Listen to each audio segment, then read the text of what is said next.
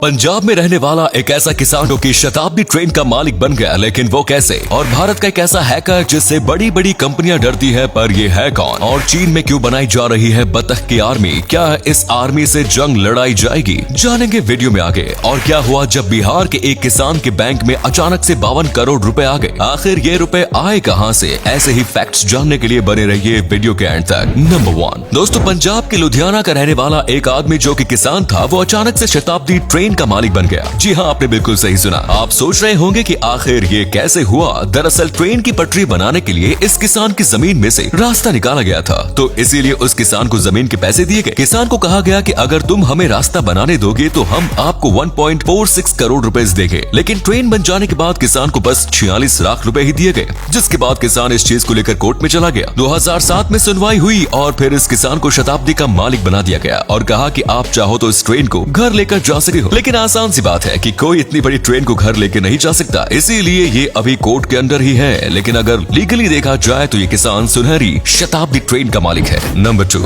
जब भी हैकर्स की बात आती है तो आप बाहर के लोगों के बारे में ही सोचते होंगे, लेकिन इंडिया का एक ऐसा हैकर है जिससे बड़ी बड़ी कंपनियां डरती हैं। इनका नाम है हमिद अशरफ। ये उत्तर प्रदेश के रहने वाले हैं और ये बस 17 साल की उम्र में इंडिया का सबसे खतरनाक हैकर बन गए। इसने इतनी छोटी उम्र में ब्लैक टीयर्स और रेड मिर्ची जैसे इलीगल सॉफ्टवेयर बनाए और उन सॉफ्टवेयर की मदद से ये IRCTC यानी इंडियन रेलवे को हैक करके उसमें से ब्लैक में टिकट बेचने लगा। इसने ये सब करीब 2 साल तक किया और हर महीने लगभग 15 से 20 करोड़ रुपए जमा कर लेता था। लेकिन फिर पुलिस को इसका पता चला और कई महीनों की मेहनत के बाद इसे पकड़ लिया गया। और जब पुलिस ने उसे पकड़ा तब इसके पास से 50 से ज्यादा सिम कार्ड, कई डेबिट कार्ड, क्रेडिट कार्ड और साथ ही 50 लाख रुपए कैश मिले। और जांच के बाद पता चला कि ये कोई छोटा मोटा हैकर नहीं था, ये बहुत बड़ा हैकर था जिसके अंडर भारत में करीब 1500 लोग काम करते थे। ये उन सब का बॉस था और पूरे इंडिया को डोमिनेट करना चाहता था। नंबर 3 दोस्तों, सोचिए अगर आप रातों रात करोड़पति बन गए तो क्या होगा? और करोड़पति भी 1-2 नहीं बल्कि अचानक से आप 52 करोड़ के मालिक बन गए तो आप सोच रहे होंगे कि ये होना तो नामुमकिन है, क्योंकि ऐसा तो बस फिल्मों में होता है। लेकिन बिहार के रहने वाले एक बुजुर्ग आदमी के साथ हाल ही में ऐसा ही कुछ हुआ था। ये बुजुर्ग है जिसके चलते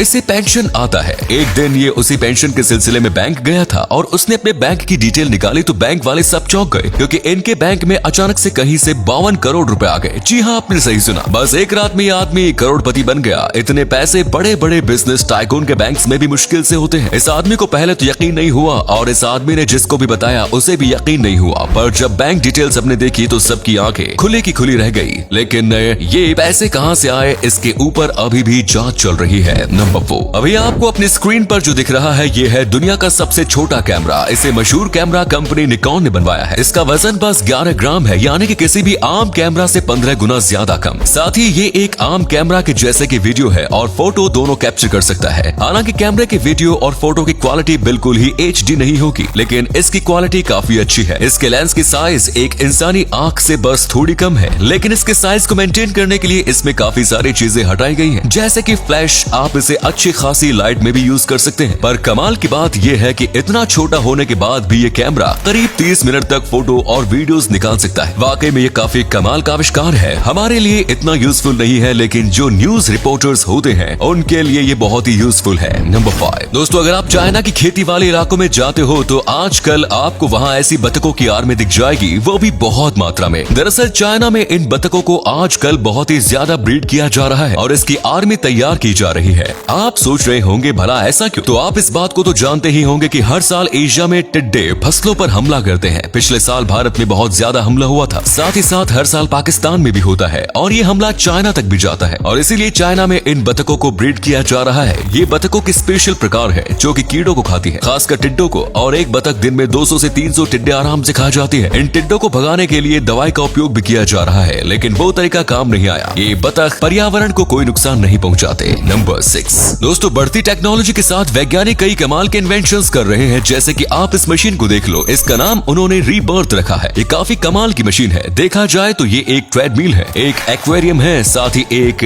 जाकुजी भी है, यानी कि ये एक ऑल इन वन का काम करता है। इसके अंदर जब कोई व्यक्ति खड़ा होता है तो उसका वजन 80% कम हो जाता है, क्योंकि पानी में हम वेटलेस हो जाते हैं। इससे आदमी ज्यादा देर तक ट्रेडमिल पर भाग सकता है। साथ ही वो इसमें जकूजी का मजा भी ले सकता है। इसमें एक स्क्रीन पैनल होता है जिस पर सारे इंस्ट्रक्शंस और सारे मोड्स होते हैं। यहाँ से आप अपनी स्पीड कंट्रोल कर सकते हो और साथ ही इसमें एक जैकुजी की तरह अलग अलग मूड वाला पानी भी रख सकते हो, जैसे कि गर्म पानी या ठंडा पानी। ये अभी तक अर्ली डेवलपिंग स्टेज में है, इसीलिए इसकी प्राइस अभी तक सेट नहीं है। और अगले फैक्ट पर जाने से पहले इस फोटो को ध्यान से देखिए और बताइए आपको कौन दिखाई दे रहा है। इससे पता लगेगा आपका दिमाग और आपकी आंखें कितनी तेज हैं। मिलते हैं आपको 5 सेकंड।